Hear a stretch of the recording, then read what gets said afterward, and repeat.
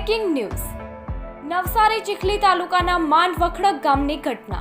ડામર ભરેલ ગાડી પલટી મારતા બેને ગંભીર ઈજા। ડામરની ગાડીમાં સવારે 2 લોકો પર ડામર પડતા ગંભીર ઈજા। ઈજાગ્રસ્તોને ચીખલીની ખાનગી હોસ્પિટલમાં સારવાર અર્થે ખસેડાયા। ડામરની ગાડી વીએનડી રોડ કોન્ટ્રાક્ટરની હોવાનું જણાવ્યું। ડામરની ગાડીમાં કોઈ પણ સેફટી વગર વહન કરવામાં આવી રહ્યો હતો ડામર। કર્મચારીઓને પણ સેફટી વગર જ ડામરની ગાડીમાં બેસાડવામાં આવ્યા હતા। જો રાહદારીઓ પર ડામર પડતો તો જવાબદાર કોણ? રિપોર્ટર ભરત હળપતિ।